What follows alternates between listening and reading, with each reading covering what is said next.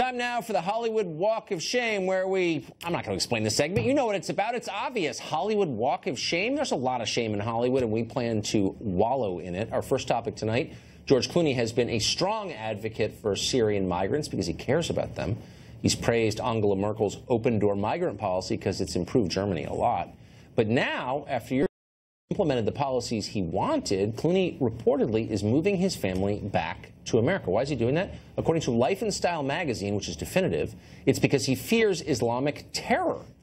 Ooh. Catherine Lyons is managing editor for FamousDC. Ashley Pratt is a contributor to U.S. News & World Report, and they both join us now. Catherine Lyons, how can you be for admitting a bunch of migrants or refugees, and then as soon as they show up, you're like, you know what, I'm out? What can't you do with a lot of money?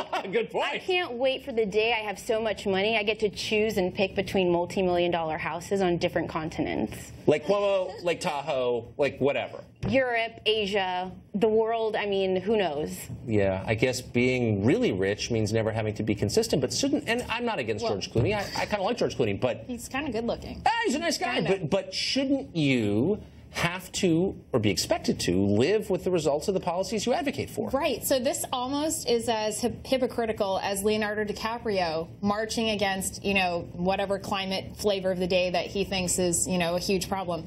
And he will fly his private jet to and from each event. And it's like, don't you see that when you're out there advocating on behalf of these policies, it's a tad hypocritical for you to then pick up and move and do something that you say you're against. But you're missing the key point, which is that he bought carbon offsets, which are totally different from medieval indulgences. Trust me. No, But just in George Clooney's case, though, he's done this before. He has done this before.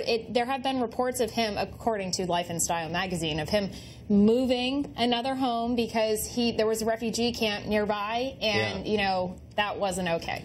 The only thing worse than low-income housing is a refugee camp near my house. All right, next topic. Comedian George Lopez says the police ought to leave the country. In an Instagram post on Friday, his key means of communication, Lopez says, quote, the Trump administration is deporting Latinos to make the streets safer. You want to make the streets safer? Deport the police.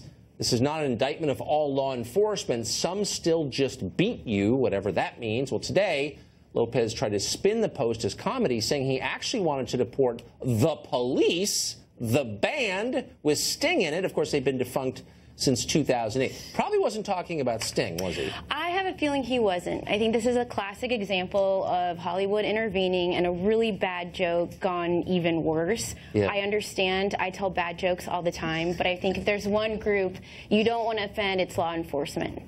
Been an awful lot of police shootings recently this year. Well, that's the part that I think really bothers me. We've seen an uptick in violence against people serving in our law enforcement and a complete lack of respect for them.